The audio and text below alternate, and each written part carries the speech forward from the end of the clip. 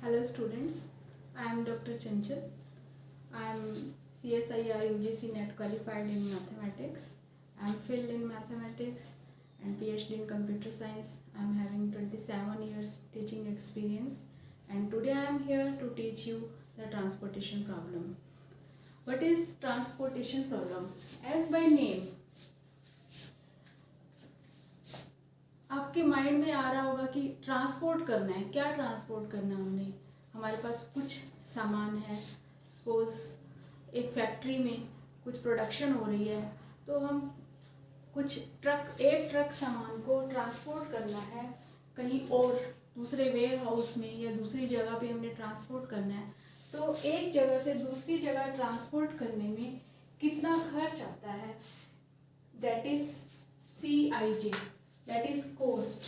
So you can see in this table F1, F2, F3, these are the factories. W1, W2, W3, W4, these are the warehouses.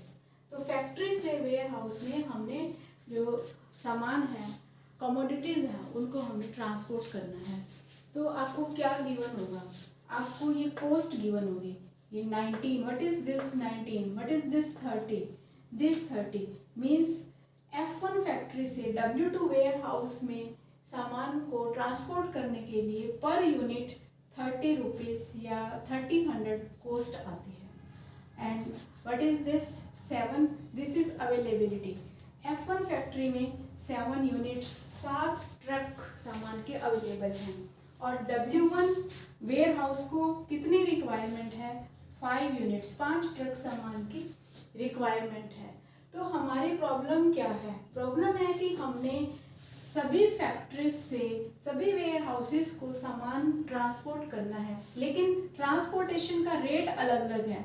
जैसे according to distance हो सकता है या किसी भी तरीके से ट्रांसपोर्टेशन का रेट अलग है. जैसे F2 फैक्ट्री से सपोज W3 वेयर हाउस में हमने एक ट्रक सामान भेजना है तो उसके 40 रुपीज़ कॉस्ट आती है. तो हमने ये भी देखना है. लेकिन W3 वेयर हाउस में क्या है, रिक्वायरमेंट है 7 और F2 जो फैक्ट्री है उसमें अवेलेबिलिटी है 9. तो हमने ये भी देखना है कि सभी फैक्ट्रीज से सभी वेयर हाउसेस को सामान भी मिल जाए और जो कॉस्ट है वो भी मिनिमम हो, ट्रांसपोर्टेशन कॉस्ट भी मिनिमम हो. तो इसमें क्या कि 2 टाइप्स की प्रॉब्लम्स होती हैं. One is balanced and another is unbalanced. Balanced means when availability is equal to the requirement. जितनी अवेलेबिलिटी है उतनी ही रिक्वायरमेंट है, जैसे कि इस क्वेश्चन में आपको दिखाई दे रही है. तो इस टाइप की प्रॉब्लम्स को कहते हैं बैलेंस्ड प्रॉब्लम. और later on we will do the unbalanced problem, जिसमें क्या है कि अवेलेबिलिटी और रिक्वायरमेंट्स इक्वल नहीं होंगी. तो first of all, as per your syllabus, there is the mathematical formulation. This is the standard form. Minimize z is equal to summation I goes from 1 to m, j goes from 1 to n, xij, cij. This is the objective function as you have done in linear programming problem, in simplex method, two phase method, big M method. उन सभी में आपने यही किया है कि starting में आपके पास एक ऑब्जेक्टिव फंक्शन होता है जब आप मैथमेटिकल फॉर्मुलेशन करते हैं उसके. And it also looks like this: z minimize or maximize z is equal to c1 x1 plus c2 x2 plus c3 x3 subject to the constraints. Some constraints are available.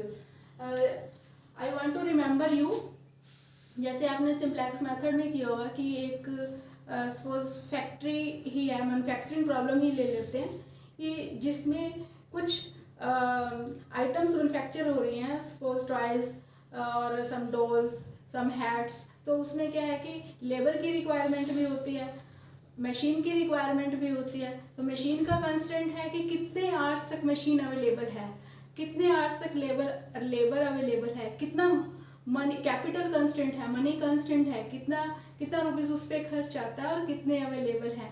तो these are the constraints. तो यहाँ पर क्या है, availability constraint है और requirement constraint है. Availability constraint means कितना अवेलेबल है, कितने यूनिट्स, और रिक्वायरमेंट कंस्ट्रेंट मीन्स कितने जो है रिक्वायरमेंट है.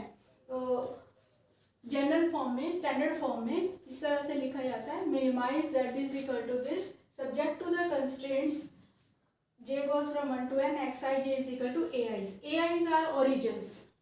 I goes from 1 to m. There are m origins. ai means at ith origin, ai number of the units are available. Similarly, these are constraints where the destinations are available. Destinations are there means summation j goes from I goes from 1 to m xij bj's. bj means requirements. कितनी requirements है, जैसे 5 8 7, this is b1, this is b2, this is b3 and this is b4, this is a1, this is a2, this is a3 and with non-activity restrictions xij is greater than equal to 0. तो transportation problem में हम क्या करेंगे, starting में initial basic feasible solution निकालेंगे, जैसे कि आपने सिंप्लेक्स मेथड में भी यही किया होगा कि स्टार्टिंग में इनिशियल बेसिक फिजिबल सॉल्यूशन निकालते हैं और उसके बाद उस बेसिक फिजिबल सॉल्यूशन की हेल्प से हम ऑप्टिमम सॉल्यूशन निकालते हैं बाय इटरेटिव मेथड्स. उसी मेथड को रिपीट करते हैं और जब तक कि ऑप्टिमम सॉल्यूशन नहीं आ जाता तब तक हम करते जाते हैं. वही सेम हम इसमें करेंगे, but this technique is different from that methods and this is very simple technique. And for this, the initial basic feasible solution, we will use the 5 methods. One is northwest corner rule. Another is low cost